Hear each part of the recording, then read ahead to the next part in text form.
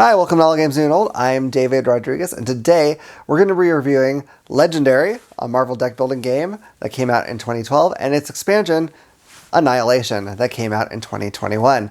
These were both published by Upper Deck and were designed by Devin Lowe.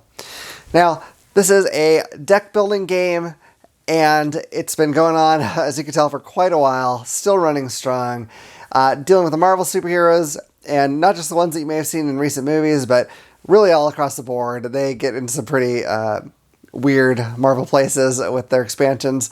But without going too much into more detail, this is a superhero game. So, to tell you about it, I got the Inconveniencer. I am the Inconveniencer! And in Legendary, a Marvel deck building game, you control an impossibly wide variety of Marvel superheroes as they try to stop an evil villain, its minions, and stop its horrible schemes. In the Annihilation expansion, you could choose from the Fantastic Four or even Galactus, and for some reasons working with the good guys to stop villains like Annihilus from, annihilating. That's because his name's Annihilus. It's really on the nose. Isn't the Inconveniencer pretty on the nose? I don't know what you mean. I think the name the Inconveniencer is actually pretty vague and mysterious. Whatever. Look, just tell me what you destroyed to inconvenience me this time. Well, I haven't done a single thing to inconvenience you at all. Why would I do that? Seriously, you always mess up something I own, so what is it? Well, if you're really worried about it, I suppose you could look at every single thing you own and just see if there's anything I messed with. Oh, God. I'm gonna have to look through everything. Everything. The Inconveniencer strikes again! I hate him so much. Let's just go to gameplay. Alright, I have Legendary all set up to play. Now, I am just trying to use mainly the cards from the base set. I'm not sure if everything is from the base set because I was kind of working off memory, but I believe, at least for the most part, things are. And either way, I'll give you an idea of basically how the game works. So, the first thing I did was I picked a mastermind for the game in this case. I went with Dr. Doom. So they always have one card that'll tell you at the top, yeah, there we go, who they always lead. In this case, the Doombot Legion, so that'll be part of his villain deck. And then what happens when you draw a Master Strike card? So he's got that, and then he has 4 other cards. Basically, you have to defeat each villain 4 times. So when you do fight him, if you're able to defeat him, you're going to take one of those cards, flip it over, and at the bottom, you're going to see what it says when you fight it. So in this case, you may recruit a hero with one of those symbols from the HQ for free. So that's kind of nice. You get something special for fighting them. Sometimes it's actually a negative thing because they're trying to make it harder on you. So the villain deck I mentioned is over here. Grab that. And this has quite a few things in it. So it has some Scheme Twist cards, which are going to be related to the scheme I picked. I'll show you how that works in a minute. It's got the Master Strike cards that I mentioned before that deal with the specific mastermind that you've picked. It has a number of villain and henchman cards, just depending on what scheme you pick. Well, I've seen a lot of the Scheme Twist cards at the bottom. But anyway, so yeah, that's all in there. There's usually a couple of bystanders as well. And those will just come out every turn, which I'll, of course, show you that soon, too. Here's the scheme card. So in this case, I picked the Massive Earthquake Generator scheme, which again, I'm not certain if this is from the base set or not, but could be.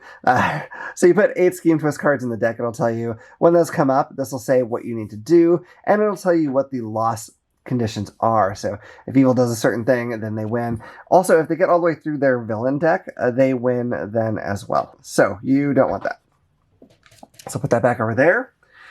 I have a stack of wound cards, which are right here. Certain things will cause you to put wounds into your deck, and those basically just take up space in your hand.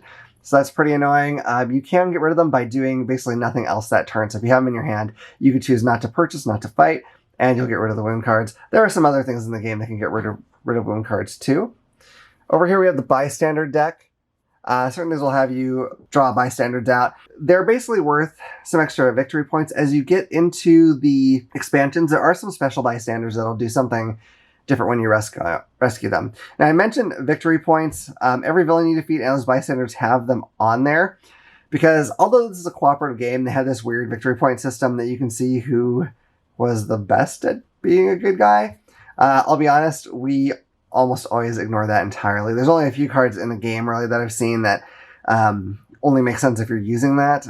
Pretty uncommon, and it just doesn't make sense. And honestly, you need to work together on a lot of these scheme and mastermind combinations to have a chance of winning. So I have over here my starting deck of cards, and it's got 8 of these shield agents, which have a cost of 0 because you start with them. You can't purchase them later. Sorry, I'm gonna get that zoomed in a little better. There we go. And then it gives you a purchasing power of 1. That's what the little star means. So I have those, and then I also have 4 shield troopers. Those again, cost of 0 because you can't like buy them on their own. You just start with them. And then this little claw mark has a 1 in it. That means you have 1 attack power from them. So your starting deck is 12 cards. And when you start the game, you're going to draw 6 cards into your hand. But before I really take my turn, the first thing on every person's turn is they're going to draw the top card of the villain deck, which is right here, and put it on the rightmost spot available in the city. Well, actually, even if it's not available, I'll show you what happens. So in this case, I'm going to pull this one. This guy is Ymir, the Frost Giant King. He's from the Enemies of Asgard villain group.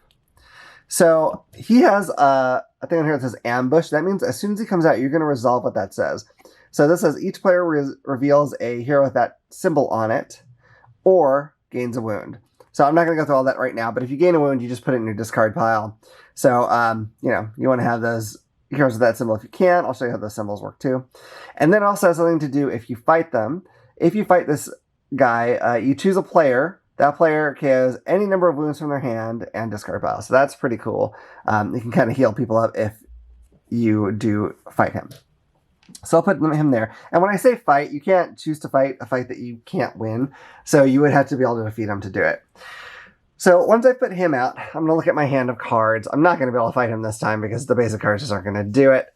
So I have only 1 attack anyway, just that one guy. So I'm probably not going to get to use him this turn. I'm going to move that out of the way just so I can show you. But I have 5 of these guys that give me purchase power. So then what I can do is I can look down at the HQ down here. I'll see if I can zoom in for you. Okay, hopefully that's a little clear. There's 5 different heroes down here, and your hero deck, I don't think I said, is made of 5 different heroes that you're going to shuffle up. Each hero has, I believe, I want to say it's 11 cards, it might be 13, of their own. And so they're all different costs depending on how powerful the ability is. So with 5 purchase, I can actually buy pretty much any of the ones on here, with the exception of this one over here. This Wolverine card costs 8. You can see that because that's the number in the coin. So I can't do that. Now, I could also kind of divide up my purchase. I could get a 2-cost card like the Spider-Man and a 3. That would be fine. Also, one of the things that's always available, well, at least up to 30 times, is the Shield Agent card. Those cost 3 and they give you 2 purchase power. Those are kind of nice, especially early on, to make sure you can purchase some of those better cards. But let's do something a little more interesting. Let's go back over here and let's get an Iron Man and that Spider-Man. So that'll give me a total of 5 purchase points I've used, and then you'll take 2 more out of the HQ and put them out. So these cards, I didn't actually look at this strategically when I was getting them, but this Spider-Man, he'll give me 1 purchase power, and it'll let me reveal the top card of my deck. If that card costs 2 or less, I can draw it. This Iron Man has that symbol that one villain was looking for, and you'll notice down here it has a power that has that symbol ahead of it. And what that means is in this game, you're going to make sure you play your cards in a certain order. It matters. You can't just slap them all down. So if I've already played a card in this turn that has that symbol, in this case, I would get +1 attack. There's other symbols too, and those are always here at the top. So he has that symbol. He also has the Avengers affiliation. So some cards will say if you played an Avengers card, you'll get something special, or any number of the other affiliations that exist in the game. So that's why here it says he has an attack of 2+, because he's always going to do at least 2, but he could have up to 3 if he can reveal a card with that symbol on it. So that's what those cards do, and these are going to go in my discard pile, and once I'm done with my turn, all the cards I've used, those are all going to go over my discard pile as well. You can put those wherever you want in front of you. There's not a specific discard pile spot. So I've done all that, then it would go to the next player, they would do the same thing, and it would come back to me. Now, I'm going to go ahead, again, start my turn. We're going to say the other person won, even though nothing has changed. Draw this out. Now, this is another villain. So what's going to happen with this villain is he's going to move to the side, and then this villain is going to enter his space. Now, this guy has an ambush thing as well. Let's see here. Yeah. It says, put the rightmost hero from the HQ under this villain. This villain's attack power is equal to that hero's cost. If you fight him and defeat him, you gain that hero. So this is going to be bad news for me because that's that really expensive Wolverine card. So this guy just became very tough to beat. Now, let me talk about how you would fight if you could, if I could. So I mentioned before in that hand I only had one attack power on it. If I had had 6 or more, I could have actually fought this guy. I could have played those cards down and then defeated him. And because, again, this guy has a fight rule here, I would get to do whatever that says in this case. Once you defeat him, you're going to put that in a victory pile of yours again. For the most part, that only matters if you're going to worry about the victory points. There are sometimes schemes that will have something to do with those piles, though. You'd be amazed at how many different sorts of schemes and weird rules this game can have just based on the individual scenario you're doing. So I would do that and kind of go on with the game. Now, with the Mastermind, I think I mentioned this before, but he works just like the other villains for the most part, unless there's some rule that says he doesn't. But in this case, I would need to have 9 attack to fight him. And so when I did, I'd draw one of these cards, pull it out, see what it says happens when I fight him, and I would get that result and put this card that I defeat him off to the side. So if I can defeat that villain 4 times before that scheme loss condition happens, then I will win the game. If I can't, or again, if the villain deck runs out, then I'll lose the game. Now, let me show you one other thing that can kind of happen here. So as your city gets filled up, because as I mentioned, they scoot down if there's not room for them. Oops, I'd hope I turn that face up, right? Okay, so let's just put some guys out here, just so we have it all filled. Okay, so we've got the city all filled up. Now, what happens if another card has to come out? So if I'm on turn, I draw a villain card. Now he's got to take up space. So what's going to happen is they're still going to slide down, but this villain at the end is going to escape. And when he escapes, I'm going to put that over in the escape villain area. So all these slide down. And then I have to KO one of the characters from the HQ down here. Any single one of them I can take and just put in the KO area, and that means that hero is out of the game.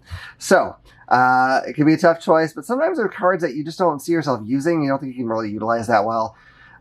Or maybe they're kind of a cheap, kind of not very useful card towards the end of the game. Or maybe they're just too expensive for what you think they'll do. Anyway, you would just pick one, whatever the case, put it over there, and again, refill the marketplace. That's what happens if the villain escapes when he does not have a bystander attached to him, because sometimes bystanders will come up when you're drawing from the villain deck, and in that case, you're going to slide it underneath the rightmost villain, like so. If a villain were to escape with one of those bystanders, you have to discard, basically all players have to discard a hero from their hand. So their hand gets 1 weaker because of that. Some villains, like this one here, so I can grab them here, have on their card the escape keyword. So it's going to tell you what happens when they escape. It's going to have an additional thing. So him, it's going to be the same effect as when you fight him. In this case, each player reveals a hero with that symbol or gains a wound. So that can happen too. Sometimes it's extra bad when they escape. So that's the basics of how this game works. Now, because there are tons and tons of schemes in this game, especially as you get expansions, the rules, how you win, how you lose, and even some of the other like just fundamental things can change quite a lot. There's a ton of variety in this game.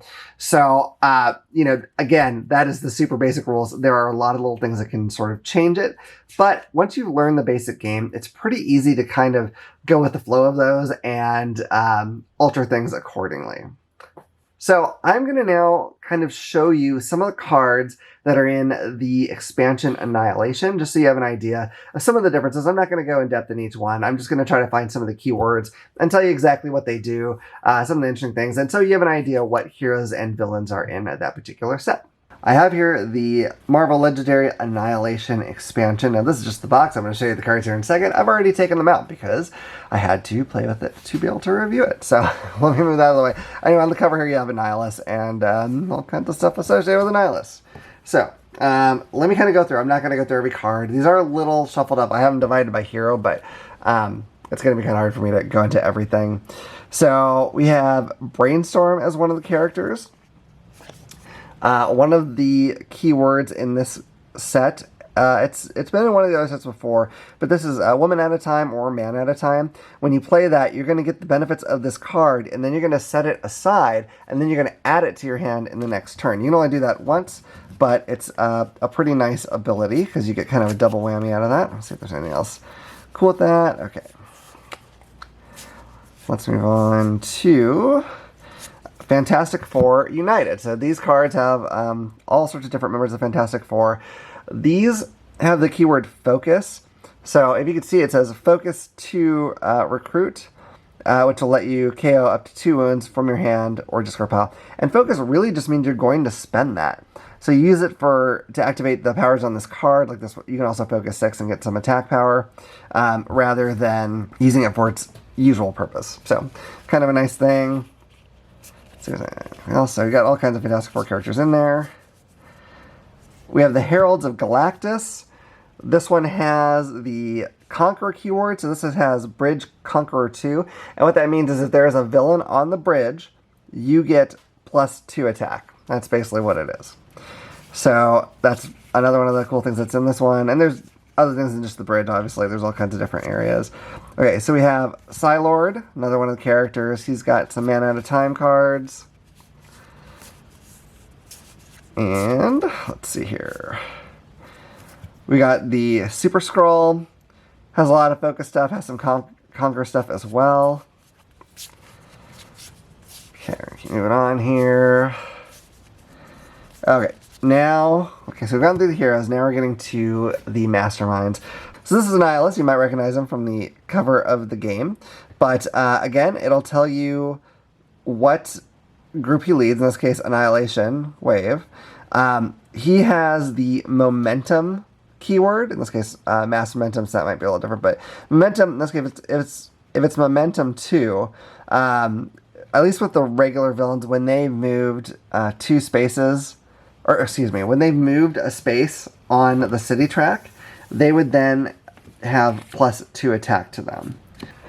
With Annihilus with mass momentum 2, that means he gets +2 attack for every villain that has moved a space that turn. So that can be pretty rough. That can make it be a lot tougher than otherwise. So here's his other tactics cards. We have Kang the Conqueror here. So he has he always leads the timelines of Kang. He has Conqueror 2 for each city space under a time incursion. And what that is when he gets his Master Strike out, you put a time incursion on the rightmost city space that doesn't yet have a time incursion. So he can get quite tough as the game goes on. We have 4 different schemes. Put humanity on trial, breach parallel dimensions, pulse waves from the negative zone, sneak attack the hero's homes. So those are all they'll all be different, which is really neat. Oh, I just totally knocked the camera. But one of the things I like about this game is because of all the different schemes, it can really feel like you're doing something very different each time you play, which is pretty amazing. So as far as villains, you have the Annihilation Armada, which has that momentum keyword I told you about very often. Try to make sure there's nothing else that I'm forgetting here. I don't think so. Oh, let me... this freaking weaponized Galactus, I'm just going to tell you, he sucks. He's terrible. So he's in the Annihilation Wave group.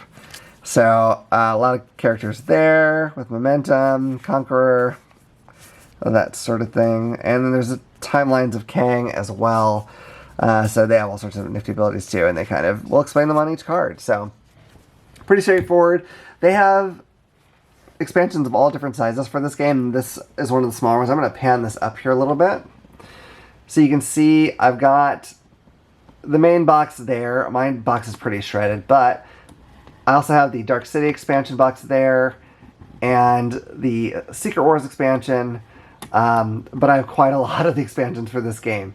And they're great. You can always just go and pick the ones that have the heroes you like. They tend to go in and out of being in print. So if there's one you want and you're seeing that it's costing quite a lot, I've never seen one stay out of print, I don't think. So if you can be patient and not spend huge amounts of money, by all means, I would hold off. But, if you need them now, get them now. But anyway, I'm getting kind of sidetracked here. But that's how the game is played, and that is what is in the Annihilation set. And so now we're going to go to our final thoughts both on the main game and on the expansion set. Okay, I hope that gameplay overview is helpful to you. Now we're going to talk about our final thoughts on the game and the expansion, starting with the art. So, the art's great. If you like, if you like comic book art, it's almost always really good examples of that. And I'm speaking about both the main game and in the Annihilation expansion. I think both of them do very good. There's a couple cards in the Annihilation expansion that I think are odd. That art's a little less cool to me, but overall, pretty good. I think the base set actually has better art overall than that particular expansion. And if we're talking about across expansions, it varies quite a lot. There's some things that I don't know if they all are, but that are pulled from different comic books, and so you do have different artists. But overall, I think if you're a comic book fan, you'll be pretty happy with all the artwork in this game. Yeah, I think it kind of expands through, pretty much all the generations of comic books and the artwork. So if there are certain genres of comic book art that you don't like, there might be some of that, but not a lot. I think most of it's kind of your more classic or classic modern art style of comics. So yeah, there are a couple, and this is getting into expansions that we're not even focusing on. There's one that has I'm a big X-Men fan. Some of the X-Men characters, and I know that art is pulled directly from like some comics from like the early '90s. And that includes the coloring style they use, which is not as fancy as today. So that could be a little jarring, switching between those two. For me, it's nostalgic and it's fine. But that is kind of a thing. But that being said, I've never looked at any of the art in this and been like, oh, what happened? Why does the Hulk look like asparagus? Hasn't happened, so it's been fine. Yeah. So for the components are good. The cards are a good card stock. We've had the base expansion for several years now. It was like one of the very first hobby games that we picked up, and we play it often. So, and we're still playing with that original base set. So, I'm actually really impressed at how well the cards have held up over the years. The playmat is also holding up pretty well. It has a little bit of wear and tear on it, but for as often as we play it, I think it's held up really well.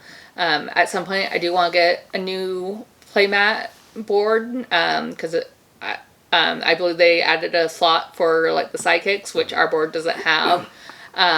So just having like an actual designated spot for those would be nice. Yeah, I agree. The sidekicks came. They were in a few expansions, and they were not in the original base set at all. I'm not sure if new copies of the base set have a spot on the main board or not for it. But either way, you can find a spot for it. It's not that big a deal. But yeah, it's held pretty well. One weird thing I kind of notice, and I don't notice it so much in the middle when I'm playing a game, but when I'm putting stuff away or even getting it out, some of the cards, it's a little different shade on the back. And I don't know if that is because of how they were printed, or if it's just that we have some cards that are quite a bit older now, and so they've been used a lot. It also, I know from my own business that different prints from batch to batch can have just slightly different coloring to them. So yeah, it's really not too big a deal unless you want to be really weird and try to diligently figure out what card is what. Just play it. Just don't worry about that, and it's fine. The next card is the next card, whatever the color looks like on the back, so you're stuck with it. Deal with it. Anyway, but yeah, the components are good.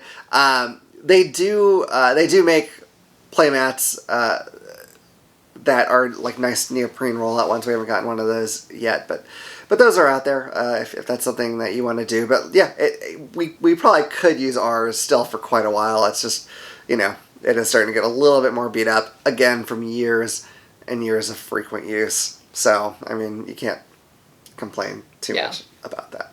Definitely got our money's worth out of that board. Oh, So. yeah, no doubt. So, that's no kind of complaint, really. I will say one thing about the quality of the initial box. If you have a puppy, it can't... Okay, let's face it, nothing can hold up to our puppy. Nothing can hold up to our puppy. Kind of chewed through the back corner, but didn't get into where the cards are, so we still have a puppy. So that's good. No, I mean, that's how it is. But yeah, my box is, it's a little mangled. A lot mangled. If you look at the front, it only looks kind of wear and tear normal. Look on the back, there's a cave. She may have given us a good excuse to get a new copy. set. Yeah. It honestly, yeah, I'd be okay with that. So, anyway, onwards to theme. Okay, so it's Marvel superheroes. Really? It is, and that's what the game tells you too. Basically, there's not a discussion of the theme in the rulebook, really. So, in my own headcanon, using my own Olympian level mental gymnastics, I have discovered that because you start off with all S.H.I.E.L.D. agents and troopers, and then like the first one of the things you buy is like a S.H.I.E.L.D. officer, right? So what I figured out, because you're controlling multiple heroes, like you're not like, it's not like I'm Hulk and she's Rogue. There's 5 heroes out, and we can all pick those cards and add them to our deck. So I think what it is that we are S.H.I.E.L.D. operatives, and we are helping direct the heroes to deal with the problems, and we're being like, okay, Hulk, you go over there, and Storm, do your thing in that direction. This is why I'm not going to be in the military or anything like it, because this is how I would give orders. Go do the over there, I'm not gonna, but you know what I'm saying. I think that's what it is. They don't tell you that, so that really is just me. But that's how I can make this all make sense. Why I am single-handedly doing these characters at once, and then she is also doing some of them, but also some of the other ones. It could be weird if you don't attribute something to it. But that being said, it sounds like I'm kind of knocking it a bit. But, we've gone through and we've recreated as best we can, like the movies and different comic book storylines, making some allowances because there's only so many groups of villains in these movies for the most part. So we kind of have to add in some stuff that just seems appropriate for the mastermind or whatever. But we've done that, and we've gone through all of them, and they've all felt different and cool and thematic. So I think the theme overall is actually pretty great, even though you might have to do that initial, mental backflip to make it totally make sense. Once I get going, I'm not even thinking about that anymore. I'm just like, oh, our team is going out and they're punching Thanos or whatever it is. So yeah, no, it's the theme is kind of as much or as little as you want to make it, because you can pick the heroes, you can pick the villains, you can pick the mastermind, you can pick the scheme. You can make it very thematic and really base it off of a certain scenario like we have, or you can just really generalize it and just pick hey, I like these characters, let's see what happens. When we first got it, we had a random generator app that we would just randomly generate and see what happened. As we've gotten so many expansions, it got to the point where we couldn't do that anymore because of some of the heroes kind of need to be with some of the Avengers might need to be with other Avengers in order to really be able to utilize them. We also discovered that some scheme twists and masterminds, when they're teamed up together, are just too much. Mm-hmm. So we just kind of go, okay, well, if we're playing this mastermind, we don't want to use that scheme. But it can be really thematic. It's all Marvel and not just MCU, X-Men and Fantastic Four and all kinds of things. Different Marvels, some really deep cuts. So yeah, for sure. One of the other things that as far as theme goes, that it is a little weird. It's a co-op game, but there is at the end of the game, add up your victory points and see who won. Yeah, that's true. Which if you're playing the villains expansion, then that can kind of make a little bit more sense. But as a team of heroes, it's a little weird. It kind of reminds me of Lord of the Rings with Legolas and Gimli. Trying to see who could take out more orcs. So yeah, it is kind of weird. We honestly just ignore that rule for the most part. sometimes we'll look at it just to kind of see how he did, but we're not really playing competitively. And there's only a few cards really that we've run across any of the expansions that if you don't use that, they don't make sense. It's not very common at all, and which is great because I think from what I hear from other people, I think most people kind of ignore that competitive rule because it just kind of it doesn't make sense. Yeah. Really. So. And you're not going to do very well in the game if you're trying to worry about who has more points too. Yeah, there's a lot of again, depending on your mastermind and scheme combination, there's a lot of things where you better be working together because it's going to be hard enough anyway. Like you can't be doing this thing where you're trying to possibly mess up somebody else. You're just going to fail. Like it just doesn't. Don't do it. It doesn't work. So for the gameplay, this game is a really easy game to learn and easy game to teach. There's so many vast differences in the cards, so you do have to be able to read the cards and kind of piece together, like, okay, if I do this combo, it'll let me do these things. There can be a little bit of a, like,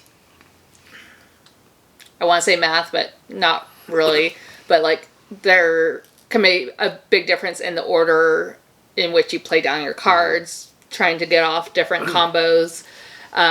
So that can get a little tricky, but the base rules and the base learning of the game is really simple. I really like how different each game can be and how, like, even just changing the scheme twist can make a big difference in a game. But, like, I like how you can really scale the game difficulty level based off of the characters you pick and the scheme twist and the mastermind. Yeah, for sure. I mean, the variety is... I can't think of another game we had that even comes remotely close to the variety that's in this game. Like, nothing... I always say it's really like you have infinite deck building games, especially if you get a bunch of expansions.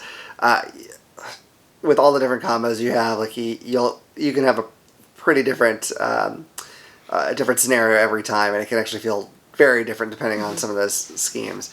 One thing that you might notice as you get different expansions is that some of them work well across the board with a lot of other different expansions. Some of them are a lot more they really meant to play with them themselves. Yeah. Like there's a shield expansion that really I feel like you pretty much need to focus on having a shield team to really make much out of it.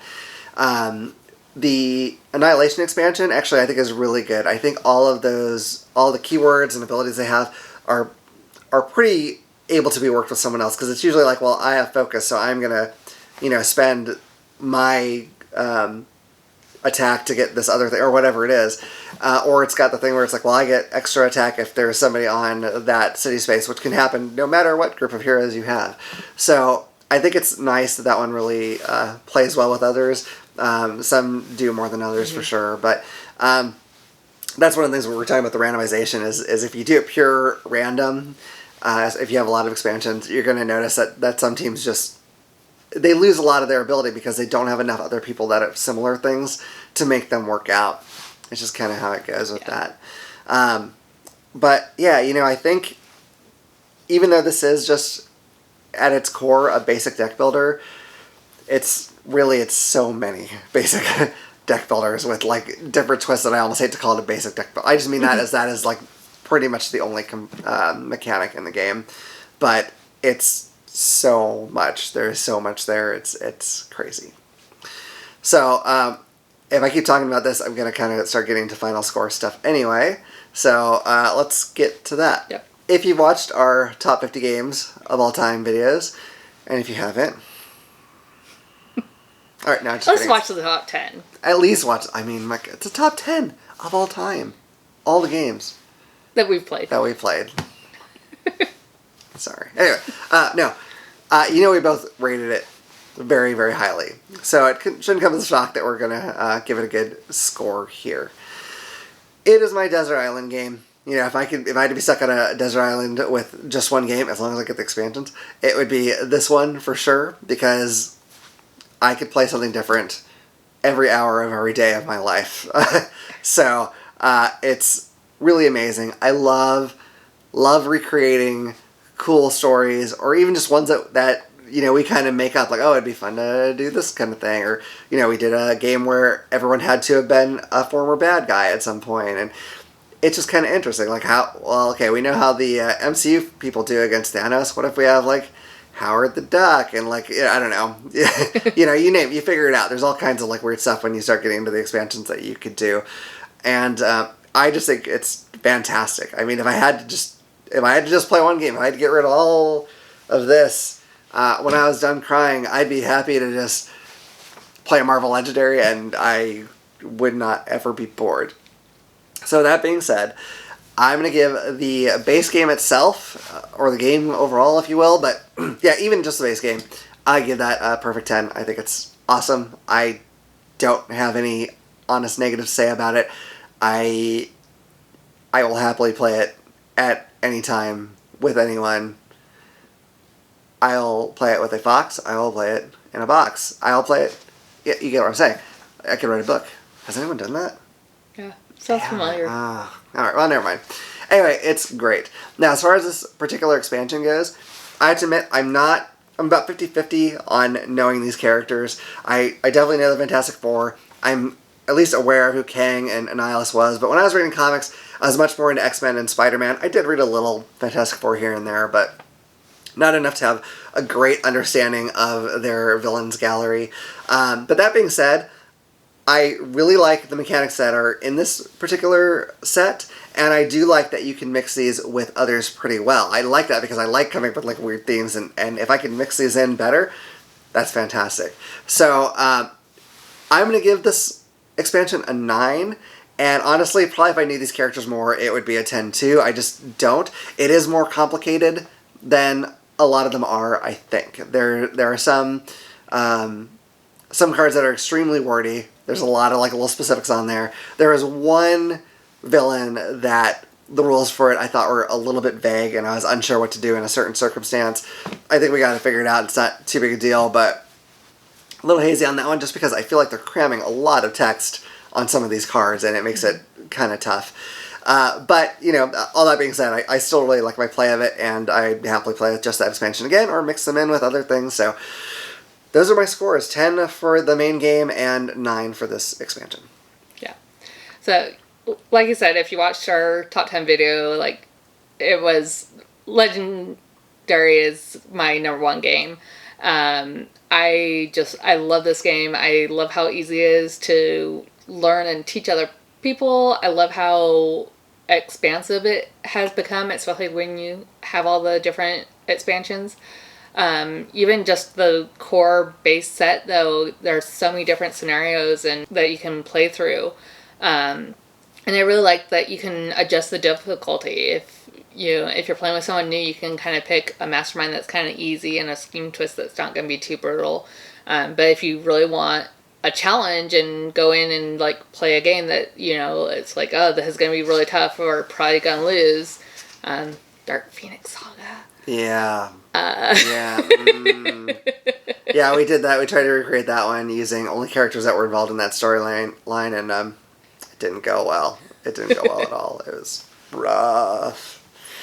But I like that it has such a wide variety of difficulty, and you can change the difficulty level just by, like, changing out the scheme twist, or doing small changes. So it's like if you have, like, 5 heroes that you really want to play with, and you really want to go against this one mastermind, just change out, but you're having trouble winning the game, change out a couple of the bad guys, change out the scheme twist, and it can make a completely different game.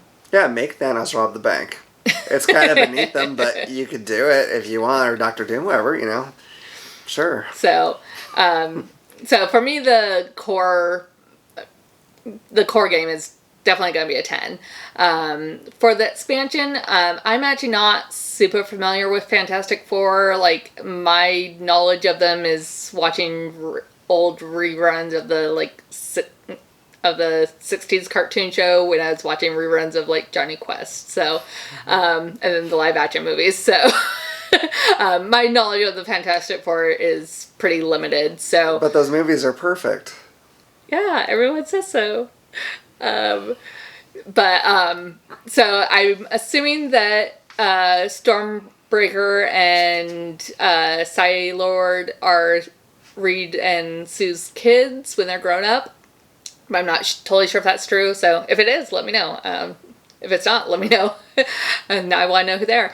And I wasn't familiar with with really either of the bad guys. I kind of knew Kane a little bit just because of the MCU movies, but as far as the Fantastic Four lore, I'm not familiar with them at all. Same with just the bad guys in the villain decks. So, and then some of the rules are a little bit more complicated than a lot of the other rules in the core, definitely in the core set, but even in the expansions. So for me, this expansion is going to be an 8. It was still a lot of fun, and I like that it can be integrated with the other expansions and base set. And I would play just this expansion again as well, but just because of their characters I'm not super familiar with, and the complication of some of the rules and the added text on some of the cards, for me it's going to be an 8. So 10 and 8 for me. Yeah. I will say that one of the schemes in there that we play, the put humanity on trial, something like that, I thought that was a really cool scheme. You had to be able to get a certain thing accomplished when the scheme twist came out. Like, and if you couldn't, it went to like the part of the jury that was against humanity, and if you did, it went to the part that was for humanity. It was just a cool scenario. I really dug that a lot. Yeah. But anyway. All right, so those are our scores. 10 and 9, 10 and 8. Get the game. I mean, for goodness sake. Unless you hate superheroes or deck builders, then I guess don't. But otherwise, it's so good. Get it. Get expansions for heroes that you like. Try some that maybe you're not so familiar with, because there's some great stuff in there. Like the Noir set has maybe my favorite scheme that we haven't played all the schemes. There's too many, but I don't know anything about the Marvel Noir stuff, really. I didn't read any of that. I don't know how that came about or what the deal is, but it has a really cool thing. There's all kinds of stuff in there. The Deadpool set's a lot of fun, too. Deadpool set is, ridiculous. That's one that almost has to be played by itself, though, because it, has half points. So. Yeah, it's real weird. But yeah, do it. It's fantastic. Stop watching me and go buy. Now you keep watching, but buy the game on your phone. Order it, or go to a game store when this is over. Get it. It's so good. Also, I'd recommend, if you are looking for a specific expansion and you're finding that it is not in print, I don't think I've ever seen any not come back into print. So don't do what I did and pay way too much for the Fantastic Four expansion, the older one. You don't need to, unless you urgently need it for some reason. Just wait; it'll almost definitely come back. Go to a store that has that can get it for you right away, or that has an alert if it's an online store and it comes back in stock. I think they'll always probably come back. I'm guessing. So anyway, that is it for our review. I hope it's been helpful for you. If it has, please hit like and subscribe, and click the little bell icon so you can know about the next time we put out a video. Otherwise, I look forward to seeing you all around the table again at All Games New and Old. Bye.